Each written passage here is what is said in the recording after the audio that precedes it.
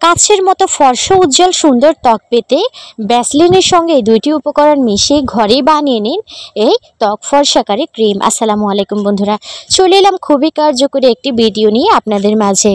এখন যেহেতু শীত, অনেকেই চামড়া কুঁচকানোর সমস্যা আছে, রুক্ষ খুশক ত্বকের সমস্যা আছে এবং ত্বকটা একেবারে মলিন হয়ে যায়। এর জন্য একেবারে ত্বকটাকে ছকছকে করতে ঘরেই বানিয়ে নিন এই ত্বক ফর্সাকারী একটি ময়শ্চারাইজার ক্রিম। এখানে আমি এর জন্য নিয়ে নিচ্ছি একটি বাটি এবং অল্প ছোট ছোট 2 টুকরোর মতো নিয়ে নিলাম অ্যালোভেরা পাতা। অ্যালোভেরা পাতা দিয়ে আজকে ত্বক ফর্সাকারী এবং ত্বকের উজ্জ্বলতা বাড়ানোর জন্য বানিয়ে নিব এই ক্রিমটি।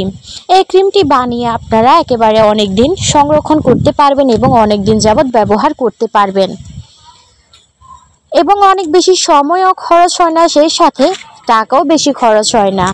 আমরা হাবিজাবি ক্রিম ব্যবহারের চাইতে যদি ঘরোয়াভাবে স্কিনটাকে সুন্দর করতে পারি এবং ঘরোয়াভাবে ক্রিমগুলো তৈরি করে লাগাতে পারি, সেই ক্ষেত্রে কিন্তু আমাদের ত্বকের জন্য ভীষণ ভালো।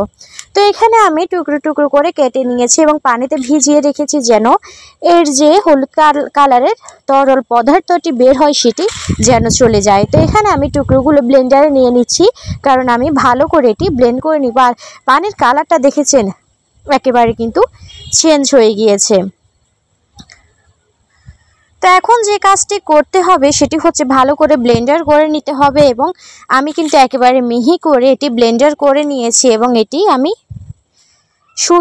একেবারে সুতির একটা গামছাতে ছেঁকে নিচ্ছি, যেহেতু গামছা অনেকটাই ঘন হয় এবং একেবারে যেন একেবারে ফ্রেশ রসটা বের হয়, সেই জন্য কিন্তু আমি গামছা দিয়ে ছেঁকে নিচ্ছি। আপনারা চাইলে যে কোনো সুতির কাপড় দিয়ে অথবা ছাঁকুনি দিয়েও, ঘন যে ছাঁকুনিগুলো থাকে সেগুলো দিয়েও ছেঁকে নিতে পারেন।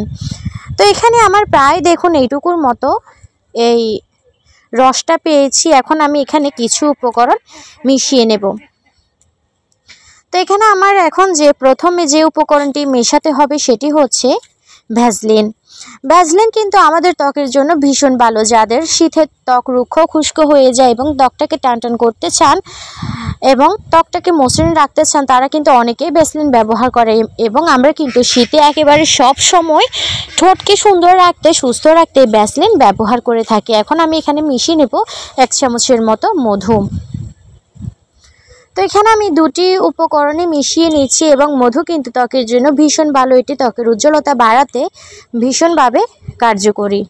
তো এখন আমাদের যে কাজটি করতে হবে সেটি হচ্ছে, আমি এখানে একটি পাতিল নিয়েছি আর পাতিলে অল্প কিছু পরিমাণ পানি দিয়ে আমি এই বাটিটা দিয়ে এটি আমি চুলায় বসিয়ে দেব।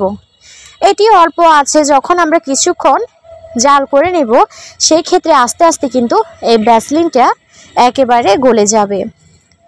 একটু সময় নিয়ে আপনি আর ভ্যাসলিনটা গলানোর চেষ্টা করবেন। ভালো করে ভ্যাসলিনটা গলিয়ে নিলে কিন্তু ক্রিমটা অল্প সময়ের মধ্যেই বসে যাবে। তো এখানে আমার প্রায় দেখুন ভ্যাসলিনটা একেবারে গলে গিয়েছে। এখন আমি এটা চুলা থেকে নামিয়ে নেব এবং হালকা ঠান্ডা করে নেব। তো দেখুন আমার এর কালারটা কিন্তু, এরপরে আমি আপনাদেরকে আরও একটি টিপস দেব। এখন আমি এটি এয়ারটাইট একটি বক্সে রেখে দিয়েছি এবং এটি 1 থেকে 1.5 ঘন্টার মধ্যে জমে যাবে।